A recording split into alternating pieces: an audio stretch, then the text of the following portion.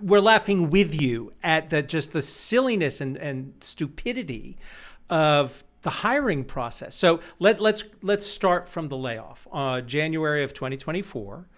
Hmm. What did you think? Because I think a lot of people think, oh, I've got all this skill, and you talk about this, I'll just bounce back. And what happened? Yeah, I've been in tech for 30 years. I have been laid off multiple times, and I never, not once in a million years, thought that I would not be able to find another job. I mean, that's just stupid. That's just dumb.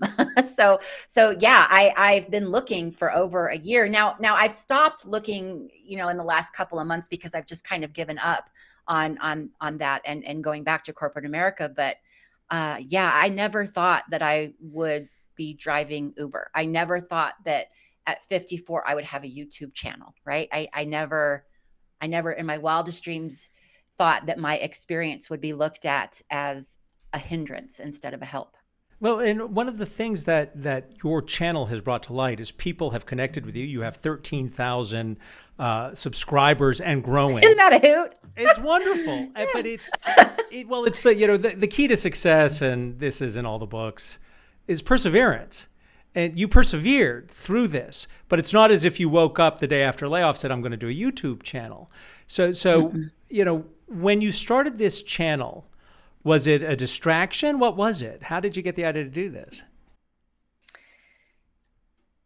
Honestly, everybody says when you get laid off, they're like, you need to upskill, right? Upskill. So I was like, I don't know what else I could possibly learn.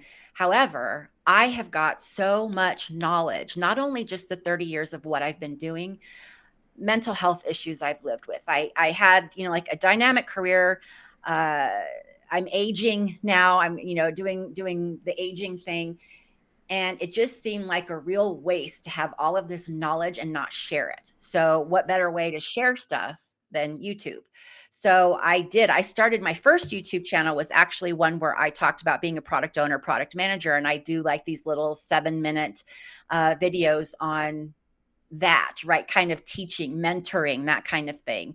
And then I got really pissed off at menopause. And so I decided that, you know what, I'm going to do this channel and I'm going to start talking about menopause. And that's what my first few videos of laugh lines were. And then it's just kind of morphed into let's talk about resilience, whether that's in the job world, whether that's aging, mental health, whatever it is, we're going to talk about resilience. And yeah, so I did the thing. I jumped off. All I had was like a camera and a mic, and I went for it. And I Googled everything. I didn't know how to YouTube. I didn't know how to make videos. I didn't know how to edit. I didn't know how to do any of that stuff. And I just learned, and I thought, cool, look at me upskilling. Look at me learning new stuff. I am going to become so much more But valuable. But here's the deal, and you've had HR people reach out to you on the Yeah. channel. What are they telling you? Because I experienced, the reality that basically this is how I describe it to people who are younger. At 50, if you got a good thing going and you can hold on to it, hold on to it. Because at 50, forget your skill set. For a lot of the hiring world, you are invisible. What are the HR people telling you?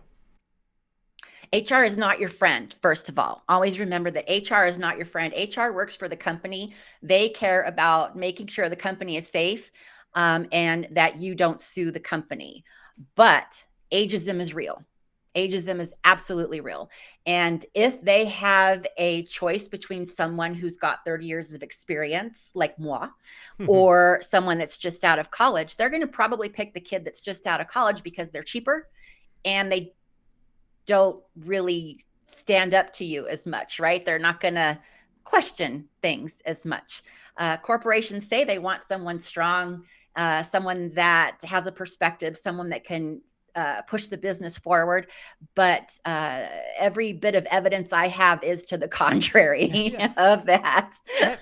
Have have have any of the HR people though just bluntly said to you that they use the algorithms and AI to scrape the resumes, and that they are actually diverting the resumes of people who are deemed overqualified, code for too old?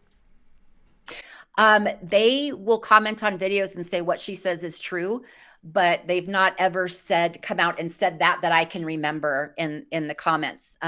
What I have heard most often is that they will never see our resume because the system will already divert it. They will never no human will ever put eyes on my resume because I will be diverted long before that happens. So given what you've been through, what advice would you have to somebody who's listening to us now, who may have, I mean, the pink slips are going out. In my former industry, media, it's over.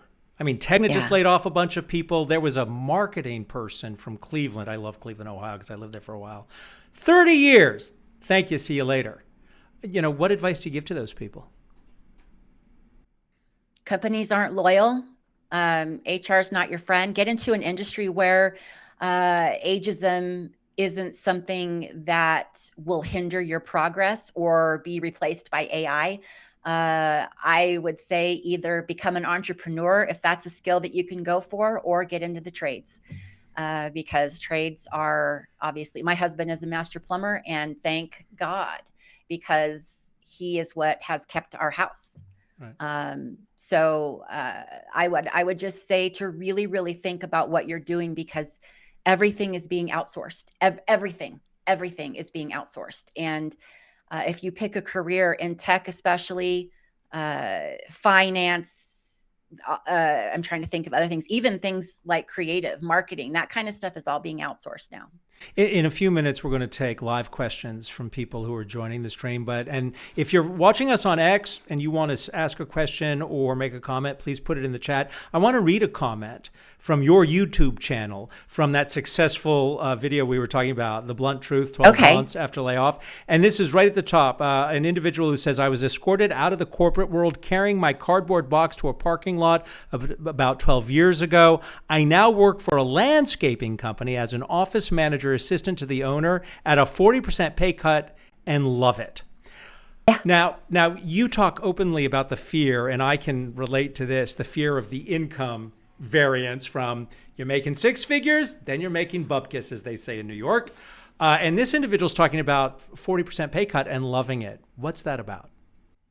So many people have talked about taking the pay cuts and being much happier because they don't have the corporate bullshit on their head anymore. They don't have a boss breathing down their neck. They don't have arbitrary deadlines. They don't have to work on stupid crap anymore. They just get to be themselves. And I think that is really resonating with a lot of people. I mean, I'm super stoked if I make $100 in a day driving Uber, and that's a far cry from where I was. But my mental health is better now. Yes, I'm worried about stuff and things. Yeah. But I actually enjoy getting up in the morning and doing the driving and then coming home and doing the YouTube. I freaking love it. And no, I'm not making as much money. No, things are a lot more difficult. But damn it if I'm not happier. Yeah, by the way, I know this is really inappropriate, but am I doing okay? I mean, I'm really nervous. Okay.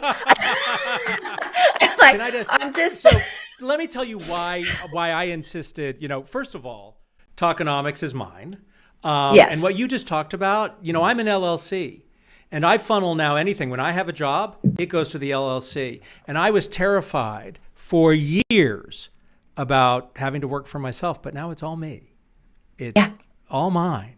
No one can tell me what to say. No one can tell me how to do it. And I get to meet people like you. And you had another video. This is when I fell in love with your channel, and you are amazing. It's the worst advice people get. And I made that little clip promoting this where you talk about, but I left one bit off because it was this one, not even 30-second soundbite is why I said, I've got to meet Sheila Hammond. So let's roll that. And then I want to find out where you get the funnies from. And here's one that I don't get at all. Have you thought about writing a book? A book? Like a whole book? Really? Sure. Let me just crank out a bestseller between Ubering, job hunting, and making these masterpiece YouTube videos. I'll call it Overqualified and Underestimated, the Midlife Job Search. Chapter 1, How to Live Off Ramen and Spite. A book? Really? Seriously?